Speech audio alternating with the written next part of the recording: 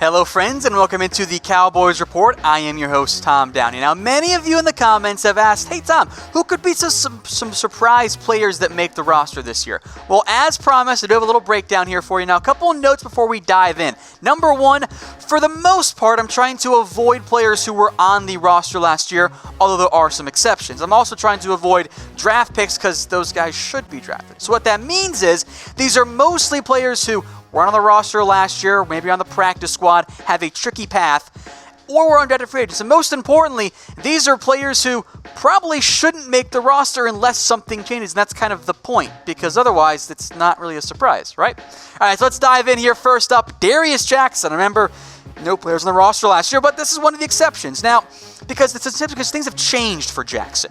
He is seemingly the odd man out in Dallas because they took Tony Pollard and they took Mike Weber. Again, I don't think Jackson makes the roster. That's why he's a surprise. But maybe he beats out Mike Weber. And to be fair, Jackson does have actual NFL experience. And if there's something we learned from last year, right, guys? You can't always assume the seventh round first year back out of a prominent college is suddenly going to be the backup running back, right? And Jackson can at least do some good things on special teams, and that is critical for any number 3 back. If you don't contribute on special teams, what's the point of having you on the roster? You need those last 10, 12, 15 guys in your roster to help on special teams. So here's again how things sit right now at the running back spot. I feel comfortable saying that Zeke and Pollard and Olawale are pretty much roster locks, which I think leaves that one spot.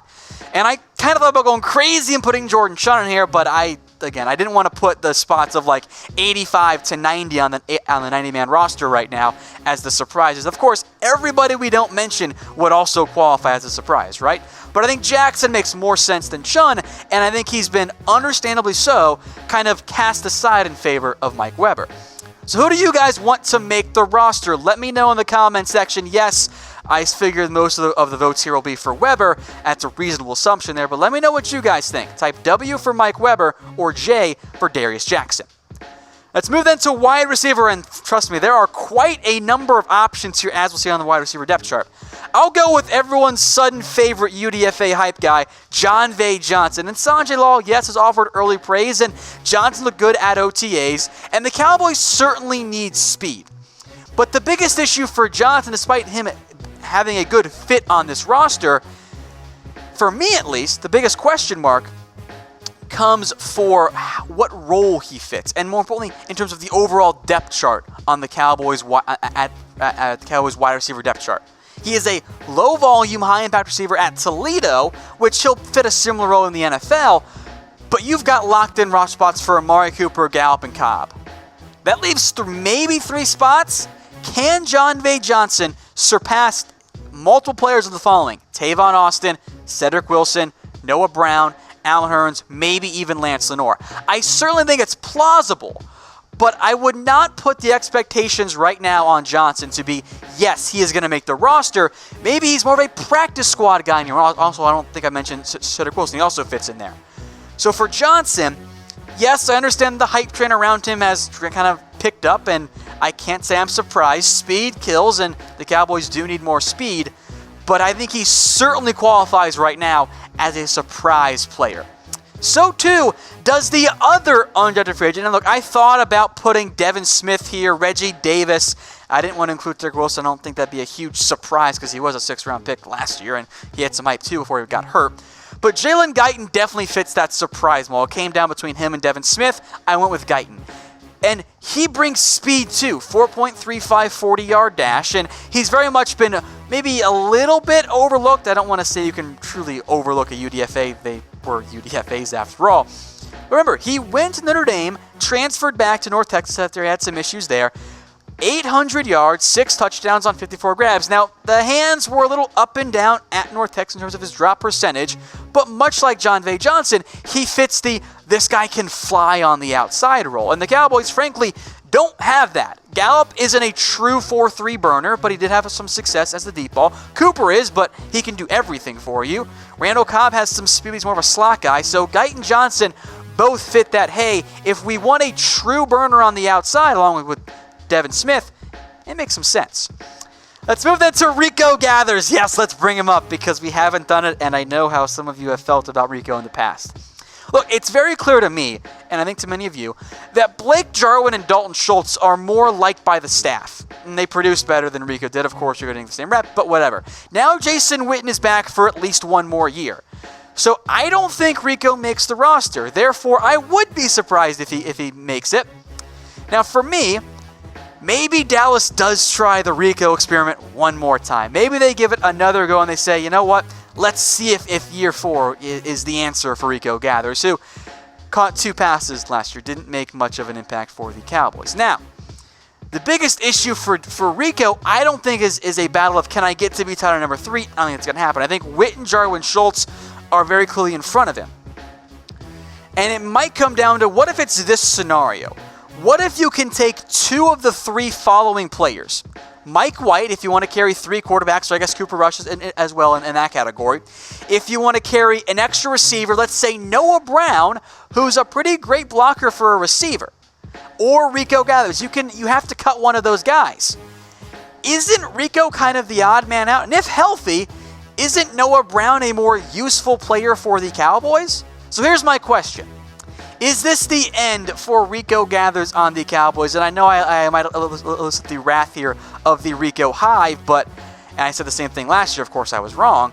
I kind of think it is. With Witten back, Blake Jarwin, Dalton Schultz, I don't think it's in the best interest for the Cowboys, nor do I think they feel this way right now, to carry on the Rico experiment for another year. Let's move then to the offensive line, and yes, I know I predicted Mitch Hyde on my way too early 53-man roster projections. That was me having a little bit of fun and getting a little bit more aggressive on some of these. And the Cowboys did guarantee Hyde $150K this year. That's a significant signing bonus for any UDFA.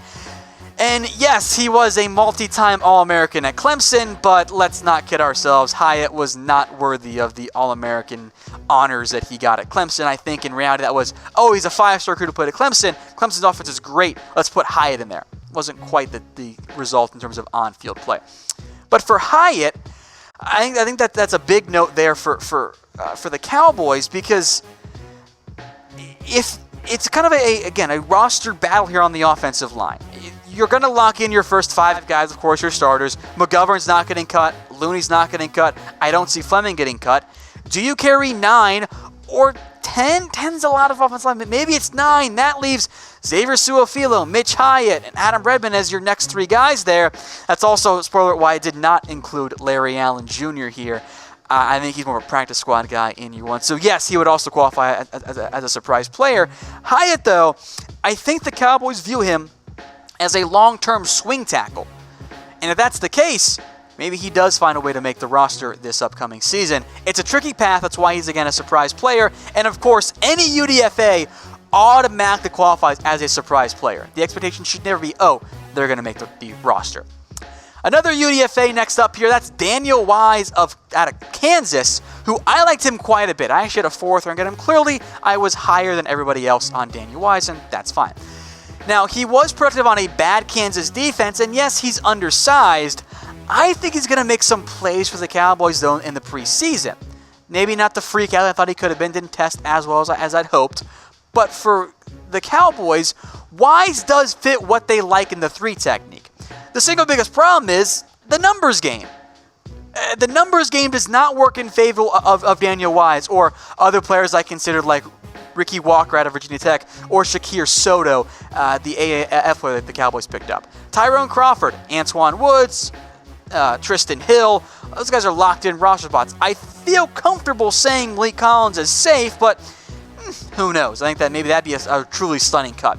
That kind of leaves, I think, with Crawford having some outside flex and Kerry Hyder having more outside that inside flex, but still being a possibility there.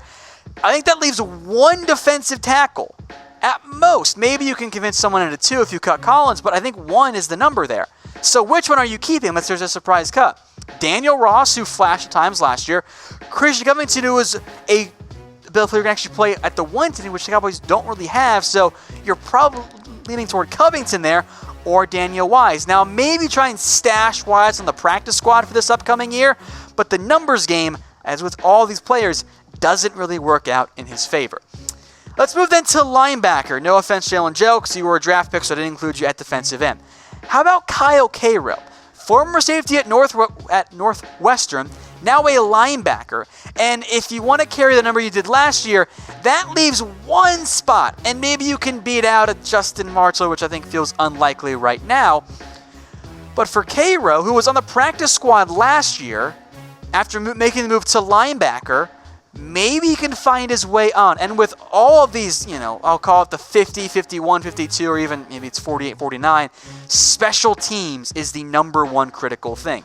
And if Cairo can prove that he is a valued special team member, maybe he can find his way on the roster. Of course, your top three, they're locked in. I think Joe Thomas, pretty safe. I think Dallas wants to make Christian Covington a long-term piece, and I think they like Justin Marshall in large part because he's good on special teams. That leaves Cairo battling for, I'll call it a half roster spot. Maybe they carry 7, maybe someone gets cut, maybe he's another practice squad guy again this year. Now, yes, I know some list him at safety, but he's on the Cowboys roster as a linebacker in terms of their actual site, and he's worked there for the most part in OTA. So I think he's a linebacker, not a strong safety. If he can thrive on special teams, this might be the best surprise player on the roster in terms of most likely even. Let's move then to the secondary. Spoiler alert, no safeties. Donovan Wilson, Frazier, those guys aren't surprises. So instead, I'll give you two different cornerbacks. First up, Chris Westry, who again, I know many of you have mentioned, and understandably so. You don't find 6'4" corners who run a 4.31 40-yard dash. That's insane. And Westry fits the moldable clay mold, I guess that makes sense, that Chris Richard likes so much. The big issue for me, at least, and why I don't have him making my projected roster right now, is that he didn't play at Kentucky very much. He barely got on the field. And even at the college level, normally you're going to take the really tall guy who's really fast and find a way to get him on the field. And then beyond that, I don't know where the roster spot is for Westry unless he really surprises in the preseason. Because Byron Jones, Owuzie, Anthony Brown, Jordan Lewis, those guys are locks unless one gets traded. Michael Jackson, I think, is far more likely to make the roster than Chris Westry is. And even CJ Goodwin was on the roster last year for special teams. I don't think that happened this year, but still. So unless there's a roster move, I think it's a tough path for Westry and also Donovan Olumba. Now, he was last year's undrafted free agent who was on the practice squad for a good portion of the year. And Olumba also has the size that Chris Richard wants. He's over 6'2" with long arms, decent speed. Spent last year on the practice squad. I know we're all excited about Westry, and I get that. I'm saying don't quite sleep yet on Olumba. Again, it's a tricky path to make the roster, but let's say you can only keep one, be it for the 53-man roster or for the practice squad. Who are you keeping? Type 1 for Donovan Olumba and type 2 for Chris Westry. The speed is so interesting, I might lean towards Westry, but I don't want to discount Olumba either this upcoming season. One last player, how about Casey Redfern, who I will list as a punter for the Cowboys, but as I mentioned on our last show, he has worked some as a kicker during OTAs, and he missed 2017 and 2018 after a really bad knee injury, tore his ACL, MCL, and partially torn his patellar tendon, which I'm no doctor. That's not good. But with Redford working as both a kicker and a punter, which is kind of rare, by the way, maybe he is the push man for Brett Maher. Maybe he is the push man for Chris Jones, or both. Now remember, at Wofford, he was the rare three-way specialty kicker. Was on kicks, punts, and kickoffs. So if Redfern does well at kicker, maybe he bumps out Maher. If he does well at punter, maybe he bumps out Chris Jones. Maybe he's just a camp leg. But that is a true surprise option there. By the way, fun fact on Casey Redfern, he does own two dogs named Old Dan and Little Ant. So for Redfern, again, it's a surprise player. I don't think he makes it, but that's one of the few guys we can watch clearly on special teams because it's tougher to see it, on kick coverage duties and whatnot. But where he works in training camp and how he looks pushing either or Brett Maher or Chris Jones is something I'm definitely going to watch for this preseason. Hey Cowboys fans, thanks for watching the Cowboys Report. If you haven't already, click right here to subscribe to our channel for all the best Cowboys coverage on the internet. That's news, rumors, highlights, mailbags, film studies, and a whole lot more. And I'm making your lives a little bit easier as well with the next Cowboys Report video right here.